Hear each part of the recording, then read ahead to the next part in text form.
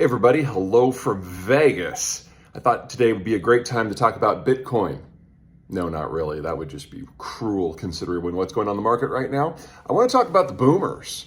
Now, the boomers are the largest generation we have ever had in not just the United States, but across the entire industrialized world. And they are on the verge of retirement. This has been coming since 1965. We've always known that this was the day where the majority of the boomers, this was the year where the majority of the boomers would have moved into mass retirement. And there are two big outcomes here. The first obviously has to do with labor markets. We are losing our largest generation ever, our biggest chunk of workers ever, and they're being replaced by a very small generation known as the Zoomers. Now, those are people aged 2 to 22. The problem is that there just aren't very many Zoomers at all, and that gives us a worker shortage in calendar year 2022 of about 400,000 people.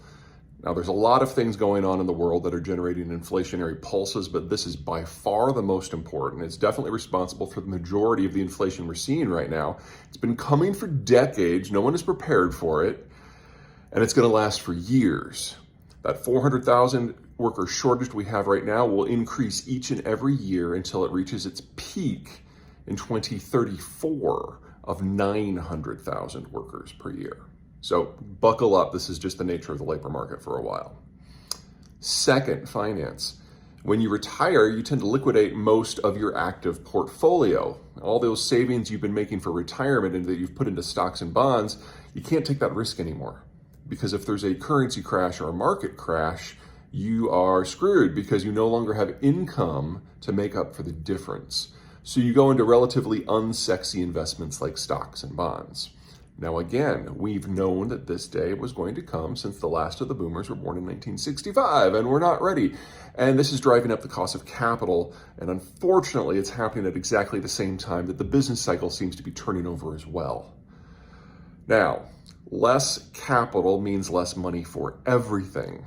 Less money for new industrial plant as we reshore things from East Asia. Less money for job training as we have a very small worker cadre. Less money for automation as we have to adapt to the fact that we have fewer workers moving forward.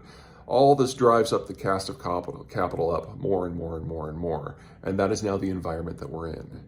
Now, for most of the country, this is bad news. Labor shortages, higher borrowing rates, this is not great. But if you happen to be Gen X, it is our time to shine because we are now the experienced labor market and there's very few of us. So we're seeing the highest increases in our compensation rates ever in American history, which is fantastic. Also, we are moving into that capital-rich section of our lives while we're saving for retirement. And if capital costs are high and capital is scarce, anyone who does have capital is going to earn outsized returns. So for the remainder of this decade, Gen X, enjoy the moment. You've been waiting for this your entire lives. It's finally here. And for everyone else, suck it up. All right, that's it from me. Next time, see you in Colorado.